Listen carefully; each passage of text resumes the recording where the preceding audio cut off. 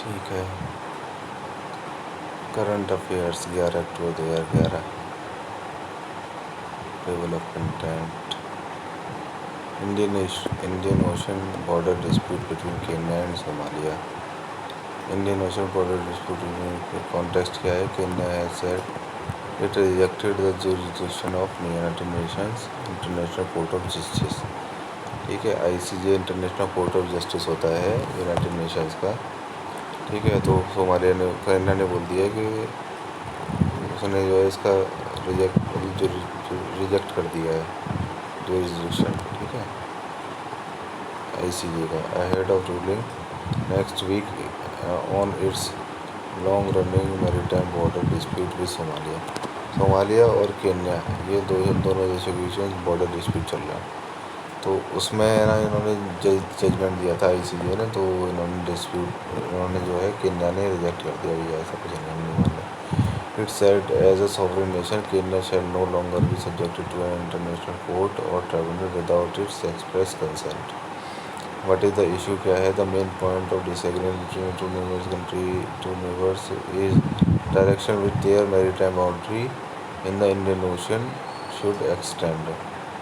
ठीक है, boundary disputed बीच में डिस्प्यूटेड एरिया कहाँ पर है? According to area the sea border should be extension of same direction in which their land border runs as it approaches the Indian Ocean and towards the southeast. ठीक है, Somalia Kenya कह रहा है उनके अंदर एंड वो कुछ अपना कह रहे हैं, मतलब कुल मिला के इनकी बाउंड्री पर ये जो एरिया है कुछ ये कहते हैं कि हमारा ये है, ये बोलेंगे ये हमारा ये है, उसकी वजह से प्रॉब्लम है। ये एरिया इंपॉर्टेंट क्यों है कि ये ट्रायंगल एरिया शेडेड एरिया दे रखा है, वो by the dispute around 1.6 lakh square kilometre का एरिया है, boast of rich maritime reserves. ठीक है, यहाँ मैरीटाइम वो मरीन रिजर्व है बहुत ज़्यादा। It is also believe to have the oil and gas deposit, ऐसा भी हो सकता है कि यहाँ पर ऑयल और गैस का डिपॉजिट हो। ठीक है, तो ये सोमालिया केन्या ये कहाँ पर पाए जाते हैं? हॉर्न ऑफ अफ्रीका का देश है सोमालिया। सोमालिया, एरिट्रिया, डिजिबूती और इथियोपिया, ये सब हॉर्न ऑफ अफ्रीका के देश हैं और केन्या उससे जस्ट नीचे वाला देश है। ठीक है, मैप में देख लेना। About ICJ international court of justice, ये 1945 में इस्टेब्लिश किया गया था यूनाइटेड नेशंस के द्वारा।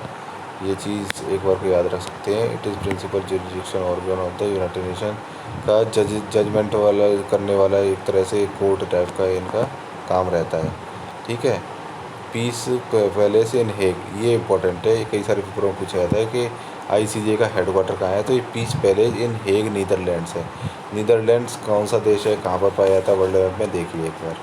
Unlike the 6 principal organs of the United Nations, it is the only one not located in New York. ठीक है, तो यूनाइटेड नेशंस के 6 प्रिंसिपल ऑर्गन्स में से ये ऐसा है जो कि न्यूयॉर्क में नहीं है, ये हेग नीदरलैंड में। बाकी तो ऐसा पता ही है कि बाकी सारे न्यूयॉर्क में ही हो गए हैं ना।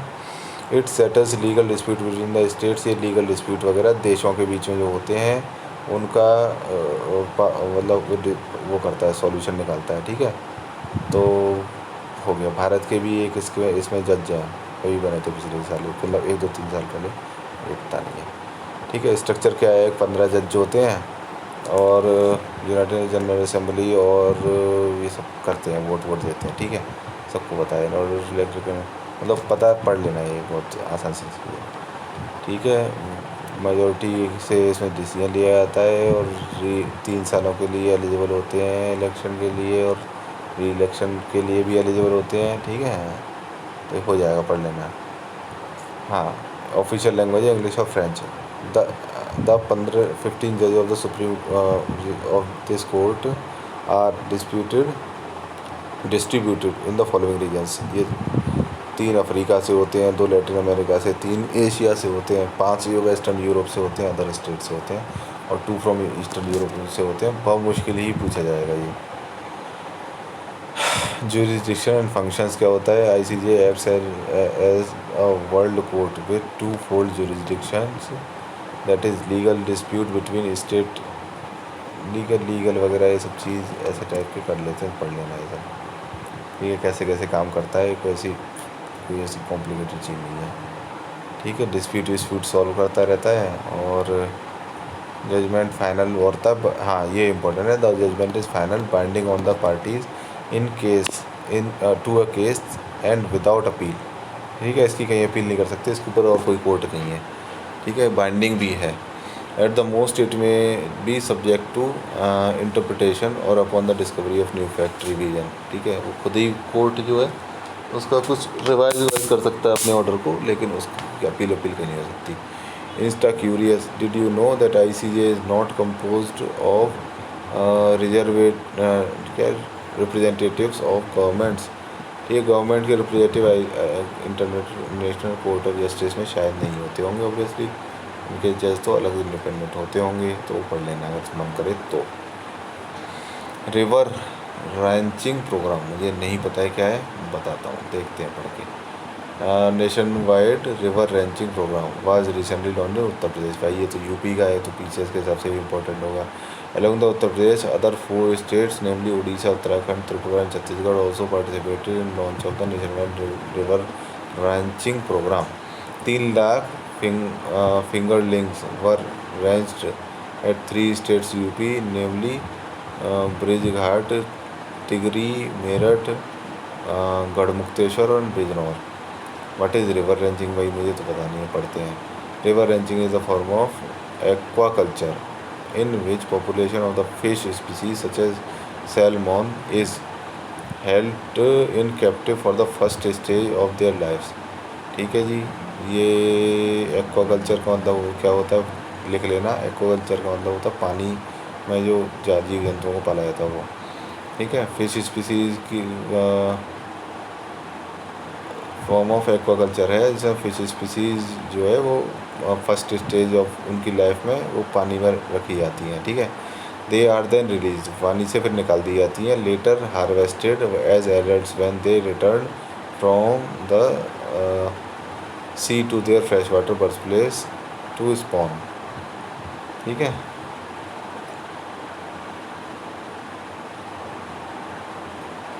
देन दे रिलीज, छोड़ दी जाती है, फिर वापस आ जाती हैं, ऐसा कुछ है, पता नहीं क्या है। ठीक है, रिवर रेंचिंग है कुछ, वो शायद समुद्र में चली जाती है फिर वापस आ जाती हैं बच्चे पैदा करने के लिए। ठीक है, about the program, river ranching program was introduced as a special activity under the Pradhan Mantri Matsya Sampada योजना स्कीम। ये इंपॉर्टेंट स्कीम है Matsya Sampada Yojana. To augment the enhanced fish production and productivity by the expanding, intensifying and diversifying, utilizing land and water productivity. Who is competing agency? Who is implementing agency? Implementing agency क्या है? National fishery development board इसकी implementation agency है। ठीक है, board है ये, Hyderabad is the nodal agency implement कर रही है। ठीक है, ठीक है जी, हो गया सब, बहुत आसान चीज़ है। What is the need of program? Need क्या है? नदियों में मछली की संख्या बढ़ाने के लिए कर रहे होंगे क्या है। The human population is growing, requirement of high quality protein, demand of fish is increasing. ठीक है, thus the promoters of sustainable use and conservation of fishery resources in an economical and environmentally responsible manner river ranching program was launched. ठीक है, सबको पता है this program is help to achieve the sustainable fisheries, conserving biodiversity, assessing ecosystem services, reducing habitat and degrading and maximizing social economic benefits. It will also ensure the upgradation of traditional fishery trade and social protection of inland communities and ecosystem sustainability. ठीक है, बहुत अच्छे अच्छे काम हो जाएंगे कुल मिला के। मछलियों को भी फ़ायदा हो जाएगा, उससे इकोलॉजी को भी फ़ायदा हो जाएगा। ठीक है, सस्टेनेबल फिशरी, हमेशा फिशरी मिलती रहेगी। ठीक है, हैबिटेट डिग्रेडेशन नहीं होगा, वगैरह वगैरह, इकोनॉमिकली बहुत फ़ायदा हो जाएगा। 20,000 करोड़ रुपए 20,000 करोड़ रुपए फॉर द फिशरमैन थ्रू प्रधानमंत्री मत्स्य संपदा योजना के थ्रू 20,000 करोड़ रुपए दिए गए हैं। और पूरी कहानी लिखी हो, मन करे तो पढ़ लेना। हाँ, अबाउट प्रधानमंत्री मत्स्य संपदा योजना की ये स्कीम जो है sustainable development of fishery sector in the country के लिए। सस्टेनेबल डेवलपमेंट बढ़ाएगा फिशरी सेक्टर को भारत में। ठीक है, 20,000 करोड़ हैज़ बीन सैंक्शन, पैसे दिए गए, ऊपर लिखा ही हुआ था आत्मनिर्भर पैकेज के अंतर्गत। ठीक है, 5 साल के लिए। Bharat the scheme focused on beneficiary oriented activities of marine, inland fisheries and aquaculture. It seeks to adopt the cluster or area based approaches. Aims and target of the scheme क्या है? Enhanced fish production by additional 70 lakh. बहुत सारा फ़ायदा हो जाएगा, खूब बहुत सारी मछलियाँ बढ़ जाएंगी, बहुत सारा पैसा मिल जाएगा, बहुत सारे लोगों की जॉब लग जाएगी, है ना। फिशरी वालों को डबल फ़ायदा, डबल इनकम हो जाएगी फिशरी और फार्मर वालों को, ठीक है। पोस्ट हार्वेस्ट लॉस कम हो जाएगा, जनरेट एडिशनल 55 लाख जॉब मिल जाएंगे। मैंने कही थी पहले ही, जॉब मिल जाती है इससे, ठीक है। Insta curious, you have heard about rainbow revolution. पढ़ा है क्या? नहीं पढ़ा है तो पढ़ लेना। वैसे मुझे लग रहा है शायद थोड़ा काम की चीज़ ही होगी, पढ़ लें क्या? पढ़ ही लेते हैं, देखते हैं रेनबो रिवॉल्यूशन क्या है। Agri road map to pilot rainbow revolution in Bihar. Nitish ने रेनबो रिवॉल्यूशन बिहार में चालू किया है, cancel. Rainbow revolution is an integrated development program of agriculture, horticulture, forestry, sugar cane, fishery and poultry and animal husbandry. समझ में आ गया ना? बहुत सारे चीज़ों का एक इकट्ठा प्रोग्राम, इंटीग्रेटेड डेवलपमेंट का प्रोग्राम बनाया है, उसे रेनबो रिवॉल्यूशन कहते हैं। बात हो गई ख़त्म। अरे बिहार में चालू किया गया, इससे ज़्यादा क्या पढ़ेंगे? हो गया बस, बहुत हो गया। चलो, अरे यार, अरे यार, उसे करना पड़ेगा। ठीक है जी, फिशरीज़ हो गई, ये ICJ हो गया, मत्स्य संपदा योजना हो गई, और ये रह गया अभी, हाँ, प्रधानमंत्री मत्स्य संपदा योजना हो गई, ये हो गया। इंस्टा क्यूरियसिटी भी ख़त्म कर लिया हमने, ठीक है। रेनबो रिवॉल्यूशन, क्या नाम था इसका?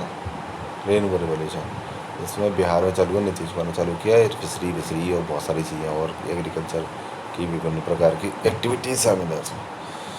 नासा ल्यूसी मिशन, भाई ये तो बड़ा मज़ेदार लग रहा है। क्या है? NASA has announced launch of Lucy mission. NASA जो है अमेरिका की जो है स्पेस एजेंसी है, उसने लूसी मिशन चालू किया। It will be launched next week. Spacecraft will fly by Earth twice in order to use the planet's gravitational field to assist it on its journey to an asteroids to the asteroids. बहुत सारे asteroids के पास जाने के लिए धरती के 2 बार चक्कर लगाएगी, उससे स्पीड बढ़ जाती है इसकी। About Lucy mission, this is NASA's first mission to explore the Jupiter Trojan asteroids, ठीक है। जुपिटर ट्रोजन एस्टेरॉयड को देखने के लिए जाएगा ये। It is a solar powered mission है। It is estimated to be 12 years long, 12 साल का मिशन निकाल रहे हैं। During the course of which spacecraft will visit 8 asteroids covering a distance of about 6.3 billion kilometre. 8 asteroid के पास में ये जाएगा to deepen the understanding of the young solar system, ठीक है। यंग सोलर सिस्टम की बारे में ज्ञान प्राप्त करने के लिए जाएगा। एम क्या है? ये अंडरस्टैंड करेगा composition of diverse asteroid that are part of the Trojan asteroid swarms to determine the masses and densities of the materials that look for the study of the satellite and rings that may orbit the Trojan asteroid, ठीक है। ये man asteroid belt, Trojan asteroid यहाँ पे पाए जाते हैं। ऐसा होता है जुपिटर की ग्रेविटी बहुत ज़्यादा है, तो जुपिटर के आसपास एस्टेरॉयड जो जाते हैं वो उसकी ग्रेविटी के ट्रैप में फंस जाते हैं, उसके साथ साथ घूमते रहते हैं। इनको ट्रोजन एस्टेरॉयड कहते हैं। ये वाले हैं, ये और ये जो है जुपिटर, ये है हमारा। जुपिटर की ग्रेविटी के अंतर्गत फंस जाते हैं और ये ऐसे करके चक्कर काटते रहते हैं, ऐसे ऐसे, ठीक है। उसके साथ ही साथ ये दोनों के दोनों, ठीक है। तो इनको जो है ट्रोजन एस्टेरॉयड कहा जाता है।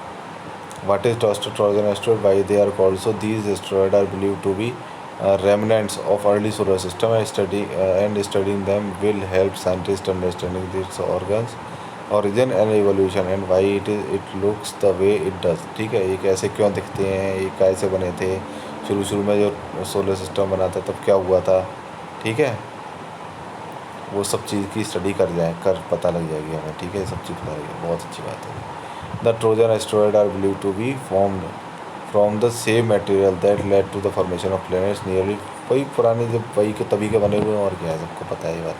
Insta curious, did you know that the mission named after Lucy, a 3.2 million year old ancestor who belonged to the species of Hominis, which which include human and their ancestors. Did you know that asteroids are divided into 3 categories, which are the 3 category asteroid किस किस type की होती हैं, वो अगर मन करे तो पढ़ लेना, ठीक है। और लूसी जो है एक पिक्चर भी आई थी हॉलीवुड में, और उसमें है ना थोड़ा बहुत दिखाई भी था, अच्छी पिक्चर है, साइंस फिक्शन की, मन करे तो देख लेना, ठीक है। सबसे शुरुआती कोई लेडी इंसान हुई थी, ठीक है, तो उसका नाम लूसी रखते थे, बंदर टाइप की, उस पिक्चर में ये भी दिखाया थोड़ी देर के लिए, मज़ेदार पिक्चर है। WMO World Meteorological Organization report on terrestrial water storage, TWS loss, terrestrial water storage में लॉस हो रहा है, ऐसी वर्ल्ड मेट्रोलॉजिकल ऑर्गेनाइजेशन की रिपोर्ट आई है। A report on terrestrial water storage loss 2021 state of climate service was recently released by World Meteorological Organization. मुझे नहीं लगता है कोई बहुत इंपॉर्टेंट होगी, जल्दी जल्दी देख लेते हैं, ठीक है।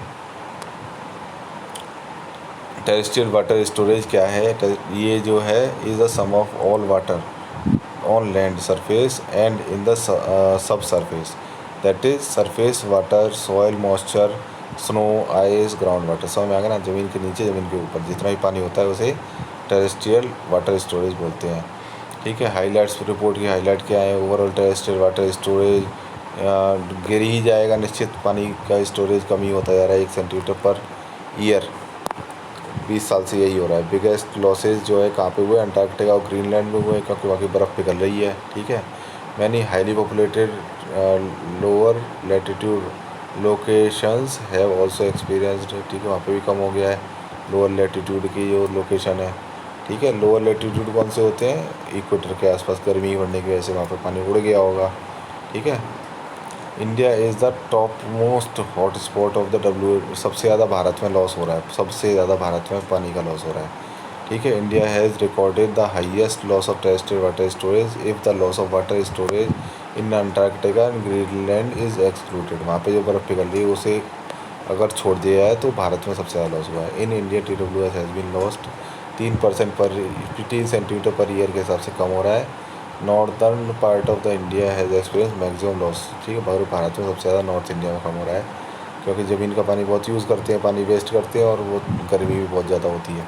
Challenges ahead, water resources across the world under the tremendous pressure है, human and naturally introduced stressors, बहुत गर्मी और ह्यूमन और बहुत सारी वजह से वो कम हो रहा है। यार हो रहा होगा, क्यों ज़्यादा टेंशन लेना, ठीक है। इंडियन सिनेरियो पढ़ लेना, क्या है इंडिया में ये कम हो गया वो कम हो गया, रोते रहो, रोते रहना, पढ़ लेना, रीडिंग पढ़ लेना, सब समझ में आ जाएगा। Steps taken by the government ने क्या किया भैया, गवर्नमेंट ने सब अच्छा ही किया होगा। मनरेगा और वाटर कंजर्वेशन, ताला वाला बनाते हैं, वो सब करते हैं, तो मनरेगा वाटर कंजर्वेशन हो रहा है, बहुत अच्छी बात है, वास्तव में अच्छी बात है, ठीक है। जल क्रांति अभियान बनाया होगा, मुझे कोई आइडिया नहीं है, आपको भी कोई आइडिया हो तो ठीक है, नाम नहीं तो नाम सुन लो, बाद में आ जाएगा करंट अफेयर में। नेशनल वाटर मिशन, ये भी होगा। National rural drinking water program, ठीक है, ये अच्छा है, ठीक है, टैप वाटर वगैरह देंगे, ठीक है। और NITI Aayog composite water management index NITI Aayog बनाती है, ये इम्पोर्टेंट है, ये काफ़ी इम्पोर्टेंट है, इसे नोट कर लेना कि कंपोजिट वाटर मैनेजमेंट इंडेक्स कौन बनाता है, नीति आयोग बनाती है। फॉर्मेशन ऑफ जल शक्ति मिनिस्ट्री एंड जल जीवन मिशन, ठीक है, तो जल जीवन मिशन भी इससे पानी से संबंधित ही है, ठीक है, ऑब्वियसली नाम लिया चाहिए। इंस्टा क्यूरियस क्या, do you know about the gravity recovery and climate experiment follow on grace FO mission, कोई आइडिया नहीं है मुझे, ठीक है, पढ़ लेना अगर मन करे तो, वैसे मुझे कुछ लग नहीं रहा। Clean healthy and sustainable environment a universal right, ठीक है। United Nations human right council unanimously voted for the recognizing a clean and healthy sustainable environment as a universal right in Geneva Switzerland, ठीक है।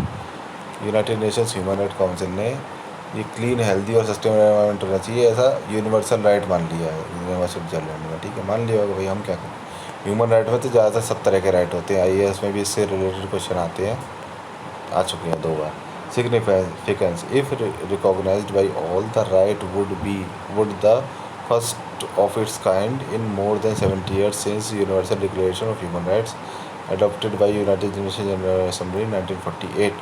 Need of the recognition क्या है, मुझे बिल्कुल फालतू news लग रही है, तो भी मैं पढ़ लेता हूँ एक बार को। Resolution emphasis the rights to life, liberty, security, human rights defenders, working environment matter वगैरह वगैरह बकवास है। एनवायरनमेंट ह्यूमन राइट डिफेंडर्स बकवास कर रहे हैं। बैकग्राउंड क्या था ओवर पढ़ लेना सब कुछ ही, मुझे तो पढ़ना नहीं। तो ओवर 13,000 सिविल सोसाइटी ऑर्गेनाइजेशन वगैरह सब के सब बकवास करे जा रहे हैं इधर। ओ ह्यूमन राइट बचाओ, ओ ये बचा लो, वो एनवायरमेंट होगा भाई होगा, हम क्या करें। चैलेंजेस है, human right to safe clean वगैरह है भाई, बहुत ज़रूरी है, तो क्या करें हम। ह्यूमन राइट ट्रीटी एंड या टू इमरजेंस कस्टमरी राइट होगा भाई, ठीक है। Human right resolution not legally binding instruments हैं भाई, देखो ये इंपॉर्टेंट है। ह्यूमन राइट रेजोल्यूशन जो है वो लीगली बाइंडिंग नहीं होते, ठीक है। ये कहते रहते हैं भैया ऐसा कर लो वैसा कर लो। इंडिया में भी ह्यूमन राइट कमीशन वगैरह जो है ना, वो भी उस कोई पावर वावर नहीं है, वो सब कह देता है भाई तुम ये गलत कर रहे हो, बस ऐसे फतवा जारी कर देते हैं और कुछ नहीं, ठीक है। वाह ठीक है, पढ़ लेना। एक्सपेक्टेड आउटकम्स ऑफ द रिको, अरे सब बढ़िया बढ़िया हो जाएगा इससे। स्ट्रॉन्गर एनवायरनमेंट लॉ पॉलिसी बन जाएंगी, इम्प्रूवड इम्प्लीमेंटेशन फॉर एनफोर्समेंट हो जाएगा, ग्रेटर पब्लिक पार्टिसिपेशन बढ़ जाएगा, रिड्यूस एनवायरनमेंट इंडस्ट्रीज कम हो जाएगी, ठीक है। लेवल प्लेइंग फील्ड बन जाएगा सोशल इकोनॉमिक राइट के लिए, बेटर एनवायरमेंटल परफॉर्मेंस हो जाएगी, ठीक है। ये सब फालतू चिकनी चुपड़ी बातें हैं ये सब, है ना। Did you know the right to a clean environment was rooted in the 1972 Stockholm declaration. भाई ये तो इम्पोर्टेंट है, ये रट लेना भाई कि स्टॉकहोम डिक्लेरेशन कैसे संबंधित है। चलो पढ़ते हैं, रीड जिस करके देखते हैं, इंपॉर्टेंट चीज़ हो रही है, ठीक है। कॉन्फ्रेंस, अरे यार तो यूनाइटेड नेशंस की वेबसाइट ही खुल गई। United Nation conference on human environment 5 to 16 June 1972 Stockholm, ठीक है। ह्यूमन एनवायरनमेंट से रिलेटेड है Stockholm convention. The first world conference on the ये हुई होगी Stockholm declaration action plan for the human right and first world conference to make the environment a major issue, ठीक है। 1972 में सबसे पहली बार यही एनवायरनमेंट बहुत इंपॉर्टेंट इशू है, इस बात पर कन्वेंशन यहाँ पहली मीटिंग टाइप की हुई थी। The participants adopted the series of principles for sound management of the environment including Stockholm declaration किया गया था, ठीक है। Stockholm declaration which contain 26 principle है place environment issue at the forefront of the international concern and mark the start of the dialogue between industrialised and developing countries on the link between economic growth और pollution वगैरह इन सब चीज़ें संबंधित। Action plan contain 3 main categories, global environment assessment program, environment management activities, international measures to support assessment and management activities carried out at the national and international level. In addition these categories there, ठीक है, 109 recommendation थी। One of the major result of क्या था, creation of United Nations environment program. देखो ये है, ये हुई काम की चीज़, ये हुई ना, ये आया मज़ा, ठीक है। इसका रिजल्ट क्या है, स्टॉकहोम कॉन्फ्रेंस का रिजल्ट था कि यूनाइटेड नेशन एनवायरनमेंट प्रोग्राम बना, मोस्ट इम्पॉर्टेंट। तो इसकी वजह से ये जो क्या बोलते हैं उसे, ये की गई है कन्वेंशन 1972 में की गई, स्टॉकहोम कन्वेंशन UNEP से संबंधित है, ठीक है। 1972 याद रखना, United Nations conference of Stockholm ये याद रखना, और तीसरा क्या याद रखना है कि ये याद रखना है कि भैया UNEP ये यहीं पे बनाया गया था स्टॉकहोम कन्वेंशन में, बस बात हो गई ख़त्म, ठीक है जी। आगे बढ़ते हैं। टेरिटोरियल आर्मी, जो भारत की आर्मी होती है उसे टेरिटोरियल आर्मी बोलते हैं। Indian army celebrated 72nd territorial army day 9 अक्टूबर को। PCS एग्ज़ाम वगैरह इनके लिए इंपॉर्टेंट होता है, आर्मी डे 9 अक्टूबर को मनाया जाता है। याद रहे तो अच्छा है, नहीं याद रहे तो कोई बात नहीं, ठीक है। IAS वगैरह नहीं पूछते। About the territorial army, India's first governor general C Rajagopalachari formally inaugurated Indian Territorial Army on 9 October 1949. It is organization where volunteers apply for the short period of training every year so as to be ready to tackle any emergent situation or to serve on the defense of India. Territorial Army, also known as the Terriers, is considered the second line of national defense after regular army. अच्छा, territorial army ये होती है, ये तो मुझे भी नहीं पता था। टेरिटोरियल आर्मी का मतलब हुआ कि एक लोकल लोगों की आर्मी होती है जो कि मेन आर्मी अगर उसको हेल्प करने के लिए यूज़ करी जा सकती है। ठीक है। एनी मेल सिटीजन, अरे भाई ये तो मज़ेदार लग रहा है, बिटवीन 18 से लेकर 42 can apply enter into the territorial army service provided by clear and written test. ठीक है, पेपर पास करना पड़ेगा, मेडिकल एग्जाम करना पड़ेगा, नेसेसरी ट्रेनिंग लेनी पड़ेगी। रोल और रेस्पॉन्सिबिलिटी, टेरिटोरियल आर्मी की रोल्स एंड रेस्पॉन्सिबिलिटी क्या है, ये रेगुलर आर्मी का ही पार्ट माना जाता है। Present role is to relieve regular army from static duties and assist civil administration in dealing with the natural calamities and maintenance of essential service in the situations where life of the community is affected or security of the country is threatened। ठीक है, security वगैरह का नुकसान हो, वहाँ पे military की high सहायता करने के लिए ये टेरिटोरियल आर्मी काम करती है। ठीक है, और टेरिटोरियल आर्मी किस मिनिस्ट्री के अंतर्गत आते हैं, डिफेंस मिनिस्ट्री, सबको पता है। फैक्ट फॉर प्रीलिम्स, ठीक है, इसमें तो ऐसा कोई बहुत ज़्यादा लंबा भी नहीं था, आराम से भी हो रहा है। ठीक है, फैक्ट फॉर प्रीलिम्स क्या है, 2021 नोबेल प्राइज़ इन लिटरेचर। ठीक है, लिटरेचर में किसे मिला है, अब्दुल रज़्ज़ाक कुरनाह, भाई ये तो आराम से याद आएगा। ज़ंजीबारी अरब राइटर, ठीक है, ज़ंजीबारी अरब राइटर अब्दुल रज़्ज़ाक, उसे मिला है लिटरेचर का नोबेल प्राइज़। ठीक है, बुक भी लिखी होगी, यूनाइटेड सेटल इन यूके में रहता है। Have been declare winner of इस साल का नोबेल प्राइज़ लिटरेचर में for his work on colonialism and the life of refugees. अरे भाई ये तो काफ़ी तुमताई चीज़ लिखी है भाई, रज़्ज़ाक साहब एकदम दिल छू लिया है। गुरनाह वाज बॉर्न 1948 में, क्या यार पेपर में नहीं आने वाला, चिंता ना करो। ठीक है, बस बुक इतना ही बहुत है। ठीक है, उसने बहुत सारी किताबें लिखी होंगी भैया, नहीं याद है, छोड़ो। ठीक है, वही इम्पोर्टेंट है अब्दुल रज़्ज़ाक की किताब। वेयर इज़ जंजीबार, ठीक है, हाँ भाई ये पढ़ो। It is a part of East Africa, the region known as Swahili coast. यार स्वाहिली के बारे में तो सुना हुआ लग रहा है। Stretching from present day Somalia to Mozambique, हाँ अभी सोमालिया पढ़ा था, सोमालिया, एरिट्रिया, जिबूती, इथियोपिया, और सोमालिया के बगल में एक देश था, और उसके नीचे की साइड को जाएंगे तो एक दो देश के बाद मोजाम्बिक आ जाएगा। ऑन द वेस्टर्न शोर ऑफ इंडियन ओशियन। ठीक है, ये मोजाम्बिक है ना, उसके आसपास ही है, मेडागास्कर के आसपास। ठीक है, तो हमें पता ही लग गया कहाँ पर पड़ता है ये। What is Swahili, it is a for centuries traders from Arabia, Persia and Indian subcontinent mixed with local Bantu populations to give rise to new culture and language Swahili. Tanzania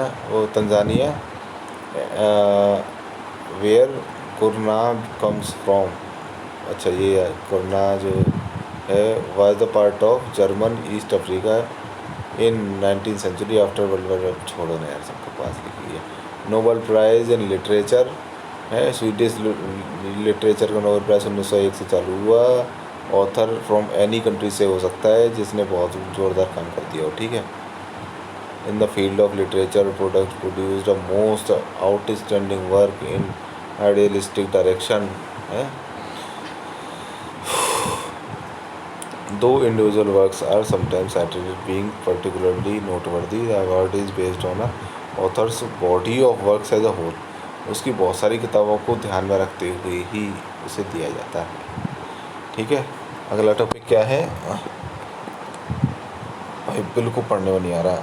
Athirappilly hydro electric project. ठीक है, obviously Athirappilly type का नाम कहाँ का होता है, केरल का होता है।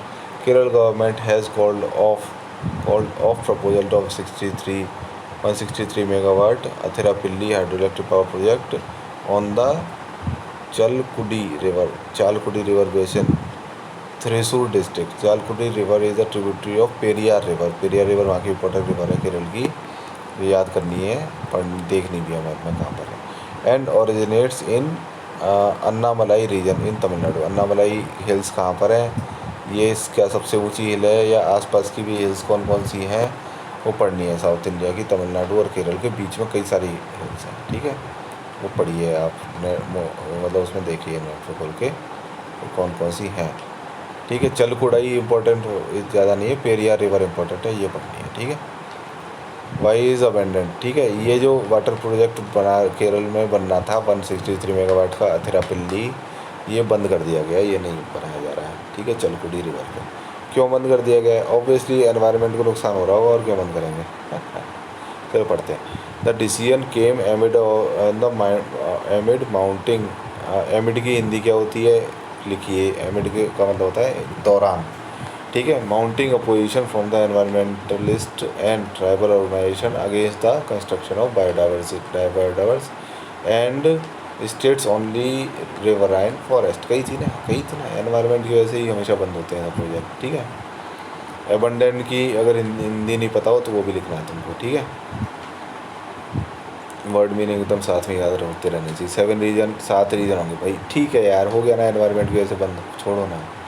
रिलेटेड की पॉइंट्स क्या है? The Kadar tribal community has faced continued displacement due to commissioning of different hydel project in Chalakudy river basin. ठीक है, तो मतलब कदर जो ट्राइबल है वो कहाँ पाए जाते हैं?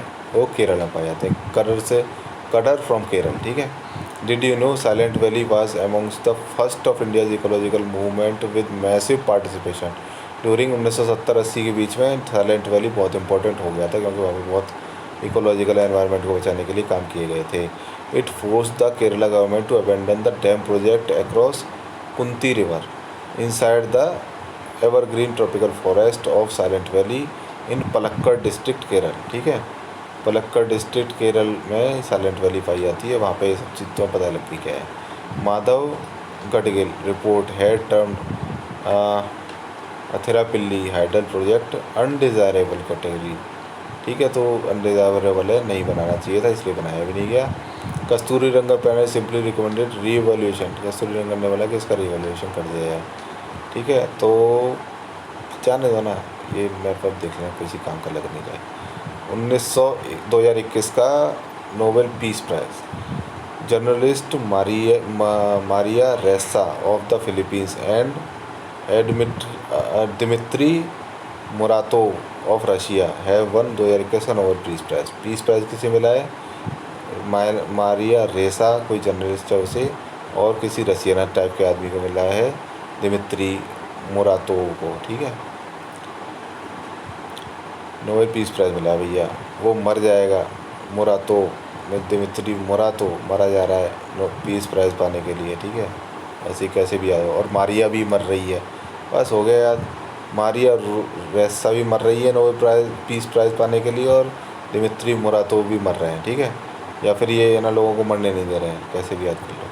Nobel peace prize for the fight for freedom of expression in the countries where reporters have faced persistent attack, harassment and even murder। ठीक है, ये बेइज्जती करने के लिए किया गया है रशिया को। फिलीपींस और रशिया में जैसे जर्नलिस्टों की ऐसी तैसी कर रहे हैं, तो उनको दे दिया गया। ठीक है, खुश हो जाओ भाई, बस ठीक है, और क्या पढ़ना है, हो गया, बस बात है, पढ़ लेना मन करे तो। Iraq elections and its significance. Iraq में इलेक्शन हुआ है, ओके, चलो पढ़ते हैं। The elections are being held early in response to mass protest that erupted 2019 में बहुत प्रोटेस्ट हो गए थे, इसलिए चुनाव जल्दी किए जा रहे हैं। It's a first time a vote is taking place because of demands by Iraqi protester on the streets. ठीक है, समझ में आई गया, सेल्फ एक्सप्लेनेटरी सेंटेंस है। The vote is also taking place under a new election law that divides Iraq into smaller constituencies. An UN Security Council resolution adopted earlier this year authorized an expanded team to monitor the elections. There will be up to 600। अरे होगा यार, क्यों फालतू बकवास पढ़े जा रहा हूँ। इराक के फर्स्ट टाइम होगा कि बायोमेट्रिक कार्ड्स वोटर के बनेंगे। कौन पढ़ रहा है, ये कोई इंपॉर्टेंट लग रहा है तुम्हें? बस ये पढ़ लो कि इराक जो है वो किन किन देशों से घिरा हुआ है मैप में। तो कुछ लिखा है क्या इसमें आसपास? देखो भाई क्या लिखा हुआ है इसमें। ईरान है राइट में, ये इराक है। ठीक है, ऊपर तुर्की है, लेफ़्ट में सीरिया है, नीचे सऊदी अरेबिया है, राइट में यहाँ पे जगह पे कुवैत है। बस ये पढ़ना है तुम्हें। ठीक है, ईरान ये है, ईरान की राजधानी बगदाद है शायद, पढ़ लेना। ठीक है, सीरिया आया, सीरिया के लेफ़्ट में कौन सा देश है? ठीक है, और उसके नीचे कौन सा देश है, 2-3 देश काफ़ी इम्पोर्टेंट है, इसराइल वगैरह तक के सारे देशों को देख लेना, ठीक है। बस हो गई बात ख़त्म, पैसा हजम, ठीक है। चैप्टर ख़त्म आज का। ये कौन सी डेट के हैं करंट अफेयर्स, कौन सी डेट है भाई, ये डेट है जी 11 अक्टूबर के, ओके।